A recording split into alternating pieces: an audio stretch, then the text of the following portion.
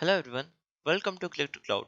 My name is Kapil and in this video we will talk about OpenShift Explorer and its features.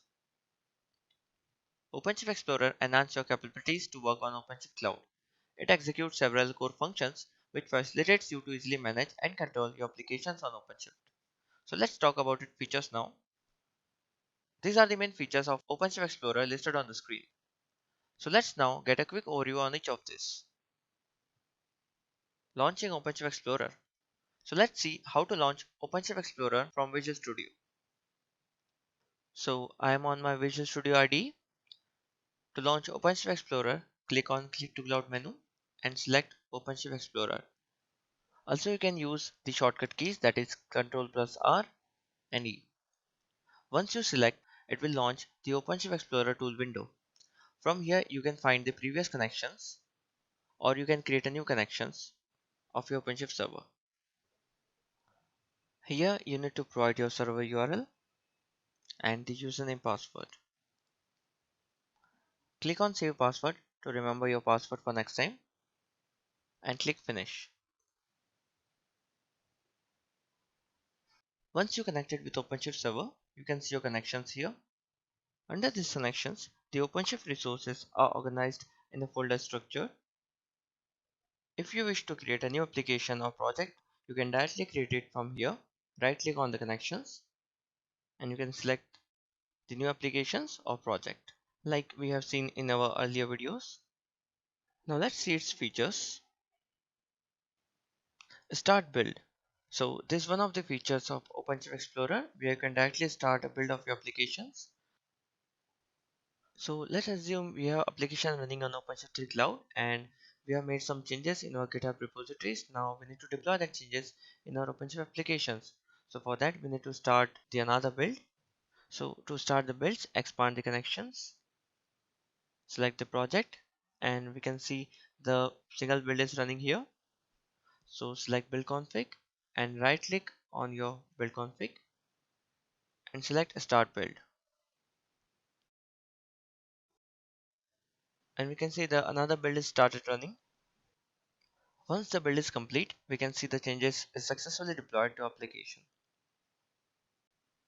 We can see the second build is successfully completed and also we can see the build logs from here.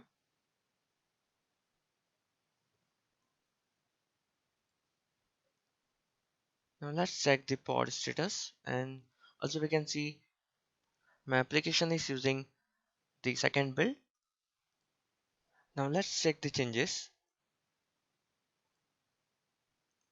directly to the web browser and here I can see my changes are successfully deployed to my application. Now let's see how automatically we can deploy the changes to our application. Retry webhook URL. For automatic build deployment, we need to configure Webhook URL to your source code repository. To get the Webhook URL, expand your connections, select your project, expand build config and right click on your build configs and you can see show webhook options here. You will get the Webhook URL here. Copy this URL and configure it to your source code repository to automatically trigger your build. So I already configured my Webhook URL to my GitHub repository. Here we can see.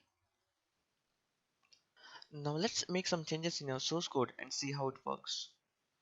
So this is my source code. I'm going to modify the text to hello world webhook trigger. Now save your changes and commit to your GitHub repository.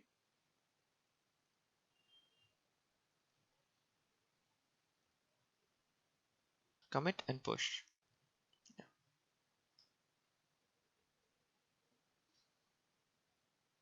So the changes is pushed to my GitHub repository. Now let's check the build.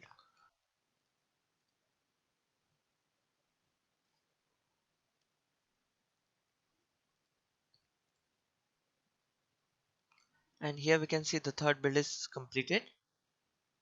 Also we can check the pods. The pod is running on the third build. Now let's check the application. Show in a web browser. And here we can see my changes is reflected to my application. So whenever we made some changes in our applications, the webhook automatically trigger it to your build. Now let's see the pod and the build logs from OpenShift Explorer. View pod and build logs. So logging is very important from developer perspective to diagnose and troubleshoot problems in running an application.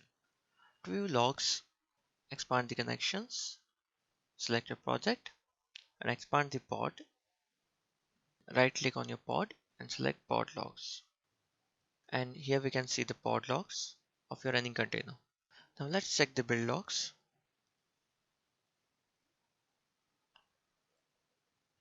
Select your build, right click and select build logs. And here we can see the build logs which is successfully pushed. Open terminal.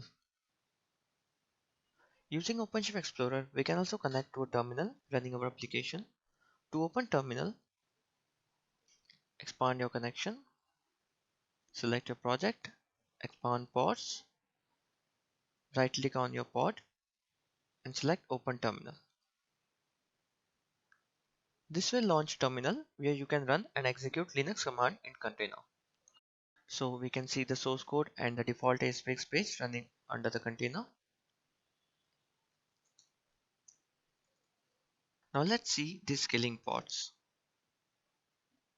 Scaling pod. The pod scaling guides OpenShift how it should scale the replicas of pods up or down. To scale the pod of any applications manually, launch OpenShift Explorer, select the connection, select your project, and we can see there's a one pod running. Expand replication controller, select replication controller, and right click and select scale up or down. From here, we can increment or decrement the pod numbers. So let's increase this by 2 and click on scale pods. Based on instance number provided, it will spin up the pods. And here we can see the pod has scaled successfully by 2. So let's refresh. And here we can see there are 2 pods are running now. Now let's see the another feature, port forwarding. So using OpenShift Explorer, you can also forward the remote container port to your local host machine. To start port forwarding, select your connection, select your project, expand the pod, and right click on your running container and select port forwarding.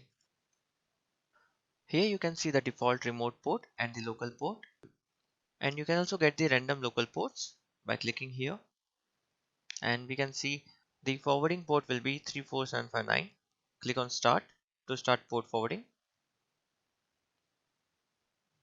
and click OK.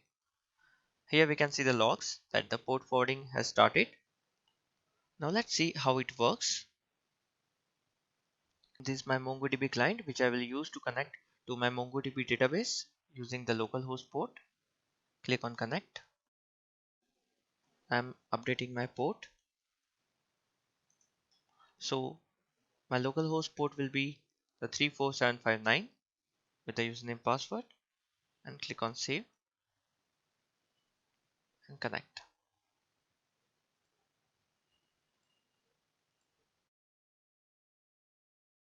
And we can see the port forwarding is working on my localhost. To stop port forwarding, again go to the connections and stop the port forwarding from here and click OK. Now let's see the another feature, edit resources JSON. In OpenShift Explorer, we have integrated the JSON editor to directly edit the JSON files. So you can get the complete intelligence of JSON editor. To edit the build config JSON, expand your connection, select your project, expand build configs, and right click on your build config and click edit. Here we can see the build config JSON. Suppose you want to change your source code repository, so you can directly change your git URL from here. So I'm going to provide my another git source code URL and Control S to save the JSON file.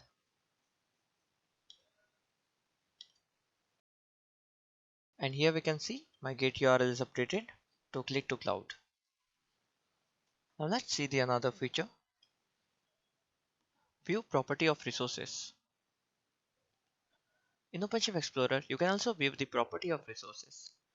To view the properties, expand connection, select your project, expand your resources, and right click and click on properties.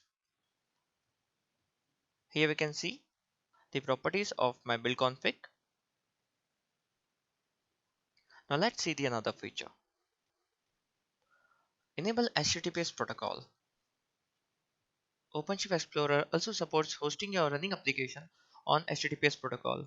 If you already have your application running on HTTP, then in OpenShift Explorer, expand your connections, select your project, expand services, right click on your services, and select Enable SSL.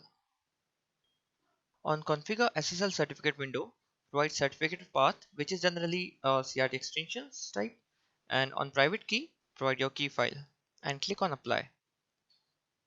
And here we can see the application is deployed on HTTPS protocol. Let's see the routes. Here we can see the SSL route. Right click and show in the web browser. And here we can see my application is successfully running on HTTPS protocol. For more features of OpenShift Explorer, please visit our another videos. Thanks for watching this video.